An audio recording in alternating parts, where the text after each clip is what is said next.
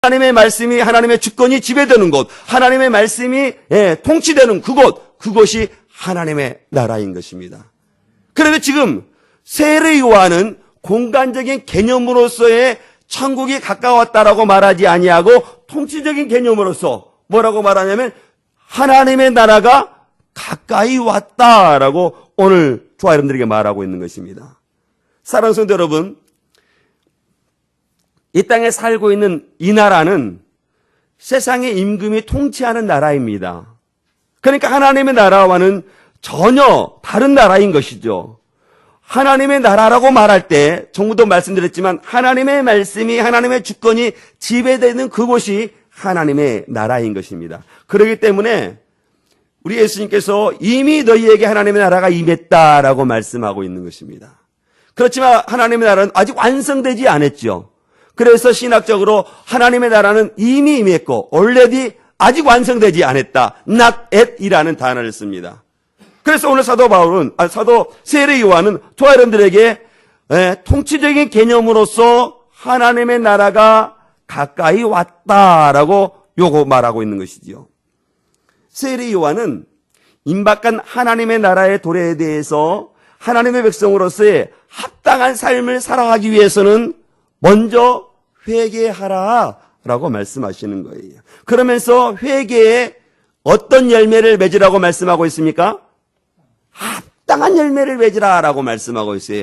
회개에 합당한 열매는 우리가 나중에 우리가 살펴보기를 원하고, 오늘 세례 요한은 저와 우리 온천학교의 성도들에게 하나님의 백성으로 이미 임한 하나님의 나라에 대해서 회개에 합당한 열매를 맺기를 원하시는 것입니다. 저는 이 대림절을 보내면서 회개에 합당한 열매를 맺으며 살아갈 수 있기를 주의 이름으로 축원드리겠습니다. 오늘 본문을 통해서 두 번째 살펴보기를 원하는 것은 주의 길을 예비하자라는 것입니다. 누구의 길을 예비하자고요? 주의 길을 예비하자라는 거예요. 오늘 세례 요한은 본문 3절에서 뭐라고 말씀하시냐면 같이 3절 말씀 같이 보겠습니다. 시작. 그는 선지자 광야에 애치는 자의 소리가 있어 일렀으되 너희는 주의 길을 준비하라. 그가 오실 길을 좁게 하라. 너희는 무엇을 준비하라고요? 주의 길을 곧게 하라. 그가 오실 길을 어떻게 하라? 곧게 하라라고 오늘 말씀하고 있는 거예요. 그러니까 세례 요한은 이사야 선지자의 예언에 따라서 주의 길을 예비하러 온 사람입니다. 그리고 주의 길을 예비하는 그들이 이스라엘 백성들에게 뭐라고 말하냐면 너희는 주의 길을 예비하고 그의 길을 곧게 하라라고 말씀하시는 것입니다. 주의 길을 곧게 한다는 것, 주의 길을 예비한다는 것, 어떤 뜻일까요? 우리는 어떻게 주의 길을 곧게 할 수 있을까요? 저와 여러분들이 구부러진 마음을 가지고 있고 삐뚤어진 마음을 가지고 있을 때 우리가 주의 길을 예비할 수 있을까요? 없을까요? 없습니다. 우리가 구부러진 마음 가지고 어그러진 마음 가지고 주의 길을 곧게 할 수 있을까요? 없을까요? 없습니다. 우리가 거부러진 마음 가지고 어그러진 마음 가지고 하나님의 말씀을 받게 된다면 하나님의 말씀이 어떻게 될까요? 은혜롭게 다가올까요? 아니면 우리 마음을 치고 그냥 튕겨나갈까요? 튕겨나가는 거죠. 도대체 은혜라는 것을 찾아볼 수 없을 것입니다. 그렇습니다. 주님의 길을 예비하기 위해서 주의 길을 곧게 하기 위해서는 우리들의 구부러진 마음, 우리들의 어그러진 마음을 곧게 피해야 되는 것이죠. 하나님의 말씀을 인정하지 못하는 우리들의 마음, 그러한 마음을 곧게 펴서 하나님의 말씀이 하나님의 말씀 되게 여겨지도록 저와 여러분들의 마음을 곧게 피는 것입니다. 주의 길을 예비하는 거예요. 사랑하는 성도 여러분, 하나님께서는 이렇게 초림으로 오신 예수 그리스도를 이렇게 주의 길을 곧게 하고 주의 길을 예비하라라고 말씀하고 있습니다. 이미 우리 왕으로 오신 우리 예수님께서는 초림으로 오셨습니다. 그렇습니까? 예, 이미 오셨어요. 그러면 우리 예수님께서는 저와 여러분들에게 주의 길을 곧게 하고 주의 길을 예비하라고 하시는 이 말씀은 초림을 두고 이제는 말씀하지 않으셨을 것입니다. 어쩌면 성탄절을 앞두고 있는 저와 여러분들에게 말씀하실 수도 있고, 또 어쩌면 예수 그리스도의 재림을 앞두고 있는 저와 여러분들에게 주의 길을 예비하라, 주의 길을 곧게 하라 라고 말씀하실 수도 있습니다. 그렇다면 저와 여러분들이 성탄절을 맞이하면서 또 주의 재림을 예비하면서 저와 여러분들이 어그러진 마음, 구부러진 마음, 삐뚤어진 마음을 주 앞에서 곧게 할 수 있기를 주의 이름으로 축원드리겠습니다. 따라서 한번 해볼까요? 내가 주의 길을 예비하겠습니다. 정말로 저는 우리 믿음의 성도님들이 주의 길을 예비할 수 있는 우리 믿음의 성도들이 될 수 있기를 주의 이름으로 축원드리겠습니다. 주의 길을 예비하기 위해서는 그렇다면 저와 여러분들이 우리의 생각을 누구와 맞춰야 되겠습니까? 하나님과 맞춰야 돼요. 나의 생각을 고쳐 먹어야 됩니다. 나의 마음을 고쳐야 돼요. 나의 생각을 바꿔야 됩니다. 하나님을 향한 나의 생각이 어그러져 있다면 그 어그러졌던 것들을 펴서 하나님으로 향해야 되는 것이죠. 누가 예수 그리스도를 향하는 마음이 구부러지고 어그러져 있다면 예수 그리스도를 향한 우리들의 마음을 어떻게 해야 되겠습니까? 평탄하게 해야 되는 거죠. 그것이 주의 길을 예비하는 것이고 주의 길을 곧게 하는 것입니다. 그리고 또 저와 여러분을 통해서 누군가가 비뚤어지고 어그러진 성도나 사람이 있다면 우리를 통해서, 우리 성도를 통해서 그 어그러진 생각을 곧게 펴지기를 원하시는 겁니다. 저는 여러분들을 통해서, 우리 성도님들을 통해서 누군가가 그리스도를 향한 마음이 삐뚤어지고 어그러져 있고 굽혀 있다면 우리 성도님들이 그것을 찾아가서 곧게 펼 수 있기를 주의 이름으로 축원드리겠습니다. 먼저 우리 자신을 봐야 돼요. 내가 주의 길을 예비하는 자로서 내가 나의 마음이 주님을 향한 마음이 굽혀 있지는 않는가? 하나님을 향한 나의 마음이 삐뚤어 있지는 않은가?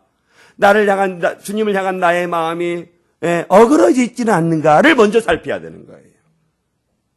그리고 나를 살피운 후에 그 삐뚤어지고 어그러지고 구부러진 그 마음을 곧게 편 후에 주의 길을 예비하고 그리고 또 나를 통해서 다른 누군가의 마음을 곧게 펴는 그런 믿음의 사람이 되기를 오늘 주님께서는 원하신다는 겁니다.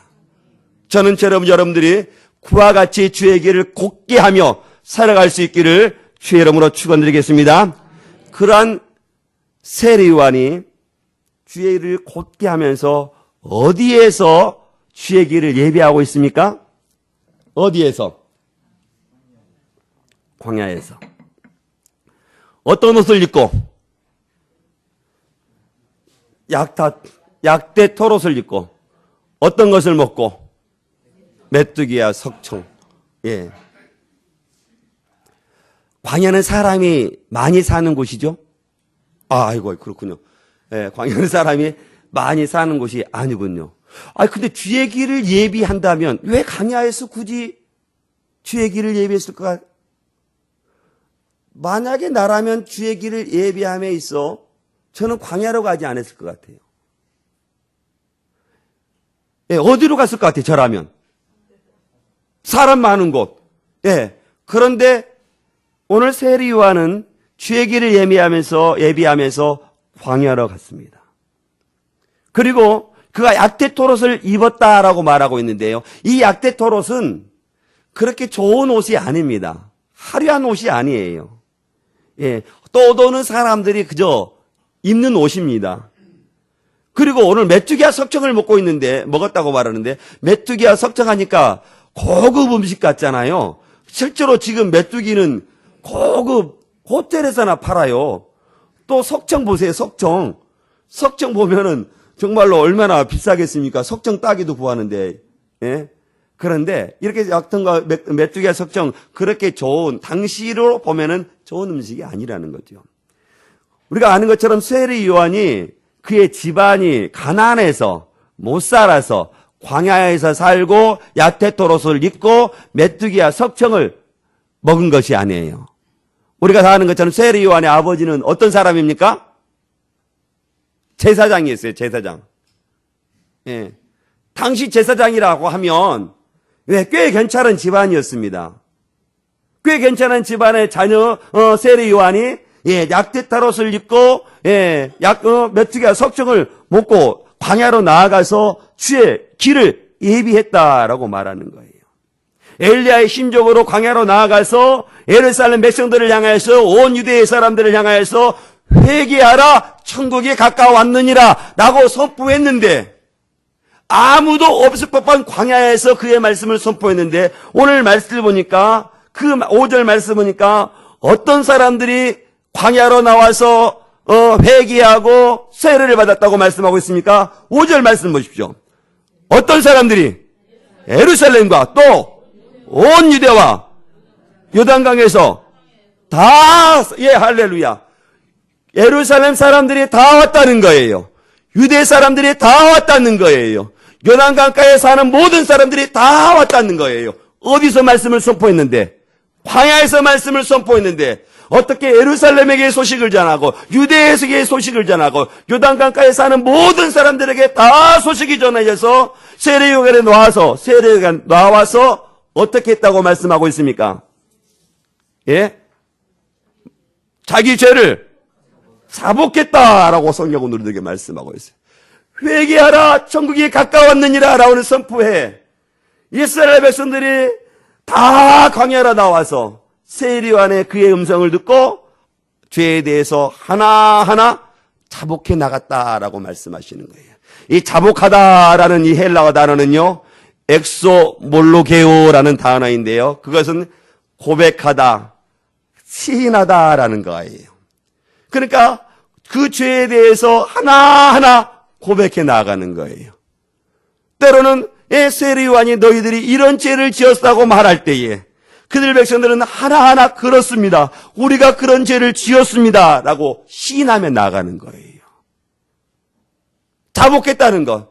사랑하는 성도 여러분, 저와 여러분들이 하나님 앞에 자복할 수 있기를 주의 이름으로 축원드리겠습니다. 죄에 대해서 하나하나 고백하고 죄에 대해서 하나하나 시인해 갈 수 있기를 주의 이름으로 축원드리겠습니다. 그러나 우리 하나님은 어떤 하나님이십니까? 은혜가 풍성하신 하나님이십니다. 우리 하나님은 자비로우신 하나님이십니다. 그 자비로우신 하나님 앞에 우리가 무슨 죄를 범했든지 고백하거나 시인하면 우리 하나님은 우리의 죄에 대해서 어떻게 하실까요? 용서해 주시는 것입니다. 어떤 죄를 지었다 할지라도 하나님 앞에 하나하나 고백하면 우리 하나님께서 우리의 모든 죄들을 다 용서하시고 하나님께서 우리의 죄에 대해서 하나하나 시인하면 우리 하나님께서 우리의 모든 죄에서 다 용서해 주신다라고 말씀하시는 것입니다. 그래서 요한일서 1장 9절 말씀을 보면 만일 우리가 우리의 죄를 자백하면 그는 미쁘시고 의로우사 우리의 죄를 어떻게 하시며 사하시며 우리를 모든 불의에서 어떻게 하시게 것이다. 깨끗하게 하실 것이다 라고 말씀하신 것입니다. 할렐루야, 할렐루야. 우리가 하나님 앞에 모든 죄를 자복하게 되면 우리 하나님께서 우리를 깨끗하게 하실 것이다 라고 말씀하신 거예요. 세상의 법은 자백한다 할지라도 그 죄에 대해서 용서해 주시나요? 용서하지 않나요? 용서하지 않습니다. 죄의 벌을 받아야 돼요. 그러나 하나님의 법은 다릅니다. 하나님께서는 우리들에게 어떠한 죄라도 시인하고 자백하면 우리 하나님께서는 우리의 죄에 대해서 묻지 않으십니다. 그런 의롭고 의로우사 우리의 죄를 사하시고 우리의 모든 불의에서 우리를 깨끗하게 하시는 분이시다라고 말씀하시는 거예요. 지금 세례 요한이 이스라엘 백성들을 향해서 회개하라 천국이 가까웠느니라 라는 이 말씀 앞에 이스라엘 백성들은 그의 죄들에 대해서 다 시인하고 고백하며 시인하고 고백할 뿐만 아니라 무엇을 받았다라고 말씀하고 있냐면요, 세례를 받았다라고 말씀하고 있습니다. 할렐루야, 할렐루야. 예, 우리가 세례를 받을 때 우리는 어떻게 세례를 받습니까? 예수님께서 누구의 모든 죄를 깨끗하게 하신다는, 나의 죄를 모든 죄를 깨끗하게 씻어주셨다는 의미로, 또 하나님의 자녀가 되었다는 의미로 우리가 세례를 받습니다. 그런데 지금 이스라엘 백성들은요, 요단강에서 자신들의 죄를 하나하나 고백함으로 말미암아 세례를 받았다는 것은 그 고백으로 자신의 죄에 대해서 죄의 씻음을 받은 의미로 그 세례를 받았다는 거예요. 그러나 하나님을 향한 그들의 마음의 태도가 이제는 바뀌었다는 거예요. 바뀐 의미로 세례를 받았다는 것입니다. 그리고 그리스도의 오심을 맞이할 준비로 세례를 받고 있음을 그렇게 말씀하시는 거예요. 그런데 그러한 세례를 받는 사람들 가운데 어떤 사람들이 또 왔냐면 7절 말씀 보니까요. 어떤 사람들이 왔습니까? 바리새인들. 또 어떤 사람들? 사두개인들. 이 바리새인들과 사두개인들도 어디까지 왔습니까? 광야까지 왔는 거예요. 그런데요. 광야까지 나온 이 바리새인과 서기관들을 향해서 세례 요한이 어떻게 부르고 있습니까? 끔찍하네. 우리 중에 누군가를 향해서 독사의 자식들아 그러면 어떻게 할까요? 멱살 잡아요. 멱살 잡혀. 예, 조심해야 돼요.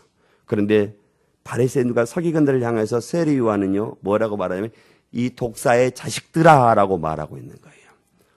이 바리새인과 서기관들이 지금 어떠한 마음으로 광야에 나오고 있는지를 아는 거예요. 이스라엘 백성들, 예루살렘과 유대와 요단강의 사방에 흩어져 있는 사람들은 세례 요한에게 나와서 자신의 죄를 자복하기 위해서 나온 겁니다. 회개하러 나온 거예요. 죄의 수술을 받기 위해서 세례를 받는 것입니다. 그런데 바리새인과 서기관들은 그들 백성들과는 달라요. 회개하러 온 게 아닙니다. 세례 받으러 온 게 아니에요. 그 마음을 꿰뚫어보고 세례 요한은 그를 향해서 뭐라고 말하냐면 독사의 자식들아 라고 말하는 겁니다. 그렇습니다. 교회는 세상이 잘못할 때, 그들에 대해서 서슴없이 말을 해야 돼요. 그거 잘못됐다. 그건 하나님께서 원하시는 것이 아니다. 라고 외쳐야 됩니다. 그래야 이 세상이 거룩해지는 거예요. 교회가, 거룩하지 못하는데, 거룩한 척 하고 되면 그것은 교회의 거룩성을 잃어버리는 겁니다. 교회의 거룩성을 잃어버리게 되면 하나님의 영광이 나타날 수가 없는 거예요. 하나님의 영광이 나타나지 않은 그 교회에 하나님께서 임하지 않습니다. 함께하지 않은 거예요. 그러니까 하나님께서 그의 백성들에게 원하시는 것은 내가 거룩하니 너희도 어떻게 해라? 거룩하라 라고 말씀하시는 거예요. 거룩하기 위해서는 잘못된 것을 바라보고 잘못됐다라고 말해야 되는 것입니다. 누군가가 우리 성도님들이 제가 잘못됐으면 잘못됐다라고 말할 때 제가 하나님 앞에 다시 한번 거룩함으로 일어설 수가 있는 겁니다. 또 제가 우리 믿음의 성도를 바라볼 때 그것은 하나님께서 원하시지 않는 길이라고 말할 때 잘못된 것이 아니라고 말해야 됩니다. 그런데 그렇게 하면 어떻게 될까요?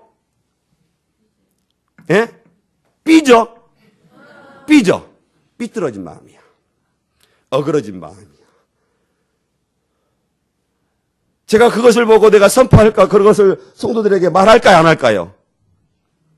말하기가 힘들어. 할렐루야! 그런 담대함이 저에게 있어야 돼요. 왜냐하면 그 영혼을 살리는 것이기 때문에. 내가 잘못을 보고 내가 잘못했는데 우리 성도들이 가만히 있으면 저 영혼을 내 영혼을 그냥 지옥불로 내려가는데 지옥불 빠지라고 내버려두는 것과 같은 거예요. 누군가가 나단과 같은 심정을 가지고 와서 목사님 그러면 안 됩니다. 그러면 지옥길로 걸어가는 나의 길을 어떻게 하겠어요? 돌이켜서 천국의 길로 걸어가게 하는 것입니다. 그런데 과연 우리 성도님들이 제가 만약 우리 성도님들이 그렇게 그와 같은 마음으로 질책을 할 때 그와 같은 마음으로 받아들일 수 있겠느냐라는 겁니다. 성도들이 그걸 받아들이지 않으니까 모든 한국교회 목사님들은 그것을 말하기를 주저해요. 회개하라라고 말하는 것을 주저합니다. 전 우리 교회 성도님들이 제가 혹여 그런 말을 할 때 그와 같은 비뚤어진 마음으로 받지 않기를 주의 이름으로 축원드리겠습니다. 방금도 말씀드렸지만 그렇게 되면 그가 지옥의 길로 걸어가는데 내가 입 닫아버리면 그 성도를 지옥의 길로 계속해서 걸어가라고 하는 것이기 때문에 목자가 지옥의 길, 양이 지옥의 길로 가는 것을 내버려 두는 사람이 목자이겠습니까? 참목자가 아니겠습니까? 참목자가 아니죠. 참목자는 잘못된 길을 걸어가는 그 성도를 바라보고 어떻게 해야 되겠어요? 바른 길로 가도록 가르치고 양육해야 되는 겁니다. 저는 우리 믿음의 성도들이 제가 혹여나 권면할 때 여러분들에게 곡한 마음이 있어서 권면하지 않다는 사실을 여러분들이 기억하시고 여러분들이 그와 말씀을 할 때 돌이킬 수 있기를 주의 이름으로 축원드리겠습니다. 그런데 교회가 그렇게 해야 되는데 지금 세상 속에서는 교회를 향해서 뭐라고 말하냐면요. 독사의 자식이라고 말하고 있는지도 몰라요. 교회가 세상을 향해서 세리요한이 바리새인들과 사두개인들에게 선포한 것처럼 이 독사의 자식들아, 회개에 합당한 열매를 맺으라라고 말해야 되는데 교회가 그렇지 못하고 세상의 사람들이 우리들을 향하여서 어쩌면 독사의 자식들아, 너희들이 회개에 합당한 열매를 맺으라라고 말하고 있을지도 몰라요.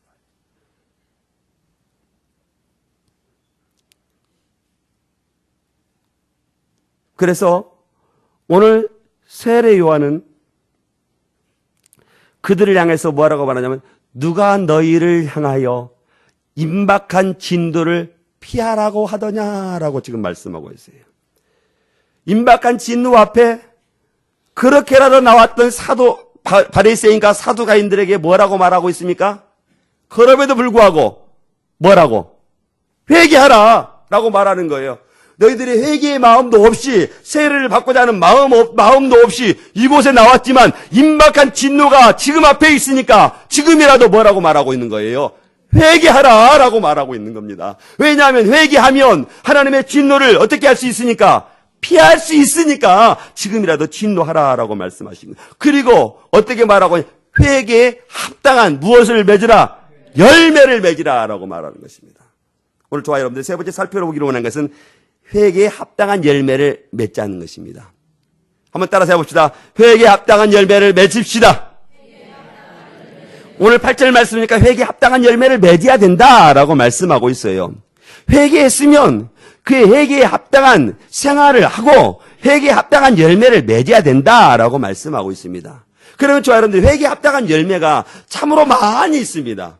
여러분들이 회개했다면 그 회개에 대한 합당한 열매가 있어야 되겠지요. 우리가 회개를 한두 가지 합니까? 한두 가지로 어떻게 다 말할 수가 있겠어요? 그런데 오늘 본문과 동행 기사가 있는 누가복음 말씀을 보면요. 누가복음에는 그가 뭐라고 말하냐면요. 회개에 합당한 열매로서 몇 가지를 제해 주시는데요. 이렇게 말씀하고 입을 것과 먹을 것이 남은 자들은 나누어 주라라고 말씀하고 있어요. 이웃들에게 나누어 주라는 거예요. 회개했으면 입을 것과 먹을 것이 남는 자들은 나누어 주라라고 삭개와 같이 회개에 합당한 열매를 맺으라는 거예요. 그리고 또 뭐라고 말하냐면 그들에게 정한 새 위에는 늑탈하지 말아라라고 말하고 있어요. 나라가 정한 새 위에 더 걷지 말아라. 너희 주머니 채라고 더 걷지 말아라고 말하고 있어요. 또 뭐라고 말하면 강포를 행하지 말고 족한 줄을 알아라라고 말하는 겁니다. 나누어 주라는 것 당연한 것 아니겠어요? 또 정한 쇠에 걷지 않는 것 당연한 것 아닙니까? 하나님께서는 저와 여러분들에게 회개에 합당한 열매를 고상한 열매를 맺으라고 말하는 것이 아니고 우리 삶 가운데 우리가 당연히 지켜야 될 원칙과 삶의 규칙들을 어떻게 하라고 말하고 있는 거예요? 지켜라! 라고 말하고 있는 거예요. 그러니까 회개에 합당한 열매는 먼 것이 아닙니다. 각자 다 달라요. 회개에 합당한 열매를 하나님 내가 다른 사람을 미워하고 있습니다. 하나님 용서해 주세요. 라고 기도했다면 그러면 어떻게 회개에 합당한 열매를 맺으면 되겠습니까? 그 사람을 어떻게 해야 되겠어요? 계속해서 미워해버릴까요? 예, 그 사람을 사랑하는 거 회개에 합당한 열매를 맺는 것이죠. 그러니까 우리가 회개에 합당한 열매를 각자가 다 다르는 거예요. 회개했으면 오늘 세례 요한은 우리들에게 뭐라고 말해? 회개에 합당한 열매를 맺을 것을 우리들에게 말씀하시고 있는 겁니다. 사랑하는 성도 여러분, 저와 여러분 한번 생각해 봅시다. 우리가 하나님 나라에 우리가 하나님께 나올 때 얼마나 많은 일들을 회개하고 나아갑니까? 그런데 우리는 정말로 회개만 하고 그칠 때가 많이 있어요. 회개에 합당한 열매를 맺지 않고 회개만 하고 나아가는 것, 주님께서 원하지 않는다는 거예요. 임박한 진노 앞에 당하는 그들에게 뭐라고 말하냐면 회개에 합당한 열매를 맺을 것을 우리에게 말씀하고 있다는 겁니다. 그러니까 저와 여러분들이 주님께서 원하시는 것은 회개도 물론 원하지만 회개에 뒤따른 삶의 열매, 회개의 열매를 지금 맺기를 원하신다는 거예요. 한번 생각해 보세요. 저와 여러분들은 얼마나 많이 하나님께 회개했습니까? 내가 하나님께 회개에 합당한 열매를 맺고 있는지. 하나님께서는 지금 우리들에게 원하는 것은요, 회개를 할 뿐만 아니라 무엇 하기를 원하시냐면요, 무엇 하기를 원하신다고요? 열매. 어떤 열매? 회개에 합당한 열매를 맺기를 원하신다는 것입니다. 저는 여러분들이 회개에 합당한 열매를 맺으며 살아갈 수 있기를 주 여러분을 축원드리겠습니다. 회개도 하지 아니하면서 바리새인들이 속으로 뭐라고 말하냐면요. 오늘 9절 말씀이니까 우리는 아브라함의 자손이다 라고 말하는 거예요. 유대인들에게 있어서 최고로 자랑스럽게 여기는 것은 무엇인지 아세요? 나는 아브라함의 자손이라고 혈통적으로 자랑하는 것, 그거 너무나도 자랑합니다. 그러나 이 바리새인과 사두개인들은요, 내가 아브라함의 자손이기 때문에 회개하지 않고 회개에 합당한 열매를 맞지 않아도 어떻게 생각하면은 아브라함의 자손이라고 생각하는 거예요. 아브라함의 자손이라고 생각하는 것은 구원을 받을 수도 있다라고 생각한다는 것입니다. 그런 생각을 고쳐먹으라 라고 말하고 있는 거예요. 오늘 너희들이 그러한 회개에 합당한 열매를 맺지 아니하면 너희가 아니라도 이 돌들을 향하여서 뭐라고 말씀하고 있습니까? 이 돌들을 향해서도 뭐라고 말하고 있어요? 아브라함의 자손이 되게 하시겠다라고 말씀하시는 거예요. 그러니까 이스라엘 백성들에게, 바리새인과 서기관들에게 너희들 아브라함의 자손이라고 말하지 말고 자랑하지 말고 회개에 합당한 열매를 맺지 않으면 안 된다라고 말하고 있는 것입니다. 사랑하는 성도 여러분, 저와 여러분들이 바리새인과 서기가 사두개인들과 같이 행동할 수도 있습니다.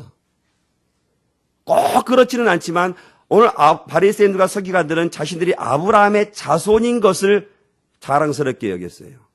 그래서 회개하지도 합당하지도 않은 것입니다. 혹여 우리들은 또 그럴 수 있다는 거예요. 오해 없이 들을 수 있기를 원합니다. 우리 지금 온천학교에는 지금 세워진 지 몇 년 되었습니까? 13년 됐죠? 11년이요?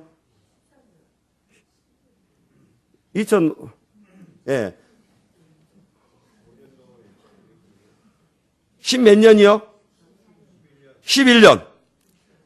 11년이 우리가 교회를 세워오면서, 섬겨오면서 피나는 눈물을 흘린 우리 성도님들이 여기 다 있습니다. 예, 참으로 수고 많으셨어요. 이 모든 수고를 제가 지난주에 어느 한문을 통해서 교회가 이렇게 아름답게 세워졌구나. 그분들의, 우리 모든 성도들의 피와 땀과 노력으로 세워졌구나라는 것을 실감적으로 말씀하시는 분이 있었어요. 그 말씀을 들으면서 숙연해졌어요, 저는. 그러나 이것 때문에 하나님 앞에 어떤 의를 드러내는 것 주님께서 원하지 않는다는 거예요. 마치 바리새인과 서기관들이 아브라함의 자손인 것을 자랑으로 여기는 것처럼 그 생각, 오늘 이스라엘 요한이 그거 고쳐먹으라라고 말하는 것처럼 우리가 혹여나 그렇게 한다면 우리의 생각을 바꿔야 된다는 겁니다. 그 수고는 우리 하나님께서 다 받으셨고 그 나라에 가서 다 갚아주실 것입니다. 그러나 오늘 이스라엘 요한이 우리에게 말하는 것은 그러나 그 회개에 합당한 열매를 맺기를 원하시는 거예요. 하나님의 백성으로 많은 열매를 맺기를 원하신다라고 말하는 거예요. 열매를 맺지 아니하면 바리새인과 서기관들을 할지라도 임박한 진노를 피하지 못할 것이다라고 말씀하고 있는 것입니다. 어떻겠지? 하나님의 임박한 진노가 임하고 있냐면 오늘 10절 말씀과 같이 이미 도끼가 나무 뿌리에 놓인 것 같이 임했다라고 말하는 거예요. 바로 하나님의 임박한 인도가 임했다라고 말씀하고 있는 것입니다. 그러니 회개하고 돌이키라라고 말씀하시는 거예요. 그런데 11절과 12절 말씀 보니까요. 나는 너희로 회개하기 위하여 물로 세례를 베풀거니와 회개시키기 위해서 물로 세례를 베풀었다는 거예요. 그 이후에 세례 요한의 아름다운 고백을 한번 들어보십시오. 같이 한번 읽어보겠습니다. 시작. 내 뒤에 오시는 일은 나보다 능력이 많으시니 나는 그의 신을 들기도 감당하지 못하겠노라. 여기까지만 보겠습니다. 얼마나 아름다운 고백입니까? 바로 내 뒤에 오시는 분은 누구시라고 말씀하시는 거예요. 예, 세례 요한이 말씀하고 있는 것, 내 뒤에 오시는 것인가라는 것은 바로 예수 그리스도에게라고 말씀하시는 거예요.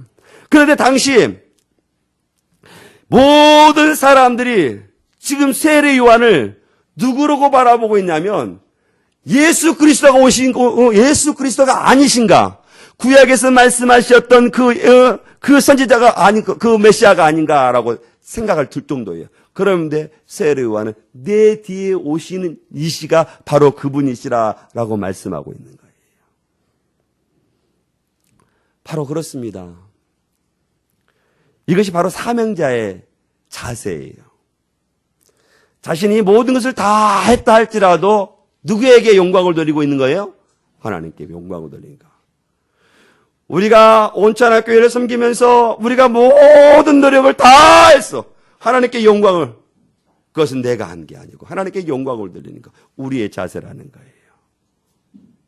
그 다른 어떤 것도 마찬가지입니다. 제가 교회만 비유해서 그러는데 그 어떤 것, 섬기는 일에도 마찬가지예요. 우리의 헌신과 노력은 다 필요하지요.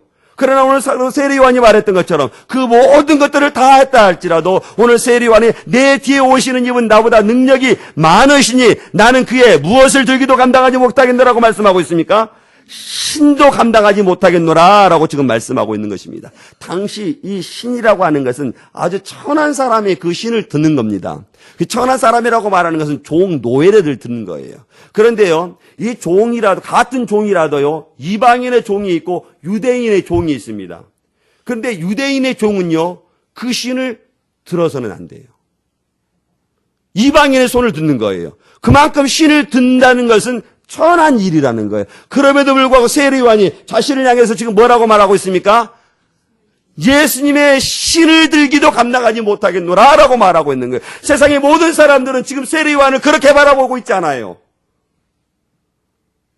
400년 동안 하나님의 침묵 가운데 나타나서 회개하라 천국에 가까웠느니라 라고 선포 앞에 모든 사람들은 그가 메시아로, 그가 선지자로 알고 있는데 뭐라고 말하냐면 나는 그의 신도 감당하지 못하겠다. 얼마나 겸손한 모습. 그렇습니까? 겸손해야 됩니다. 회개에 합당한 열매를 맺었다 할지라도 저와 여러분들이 어떻게 해야 되겠습니까? 겸손해야 됩니다. 어떤 것을 내가 하나님 앞에 해놨다 할지라도 저와 여러분들은 어떻게 해야 되는 거예요? 겸손해야 됩니다. 저는 저와 여러분들이 이 대림절을 보내면서 하나님 앞에 더욱더 겸손함으로 나아갈 수 있기를 주의 이름으로 축원드리겠습니다. 저와 여러분들을 통해서 높여져야 하는 것은, 높여져야 하는 분은 오직 예수 그리스도 하나님뿐이라는 사실을 기억할 수 있기를 주의 이름으로 축원드리겠습니다. 그래서 예수님께서는 뭐라고 말하냐면요, 손에 키를 들고 자기 타작마당에 정하게 하시겠다라고 말씀하셔요. 임박한 진도, 그 나라에 되면 알곡과 쭉정이를 골라서 하나는 어떻게 곡간으로, 하나는 어디로? 불에 태우시겠다라고 말씀하시는 거예요. 곡간이라고 말하는 우리가 개념으로 말할 때는 우리가 더 많이 얘기할 수 있지만 시간이 많이 들어서 천국의 개념으로 우리가 얘기할 수 있어요. 쭉정이는 꺼지지 않는 불에 태우시리라라고 말하는데 꺼지지 않는 불에라고 말하면 우리는 어디로? 지옥이라고 우리가 이야기할 수가 있어요. 하나님께서는 우리를 키질 아시죠? 키 알죠? 키. 시골에 계시는 할머니, 어머님들이 콩이나 깨 같은 걸 이렇게 해가지고 추수해가지고 바람을 일으켜서 어떻게 쭉정이는 어디로? 밖으로 나가게 하고 알곡은 어떻게? 안으로 들어오게 하는 거예요. 그래서 알곡은 어떻게? 곡간으로 들이고 쭉정이는 불에 태우는 거예요. 그렇게 하실 날이 있다는 거예요.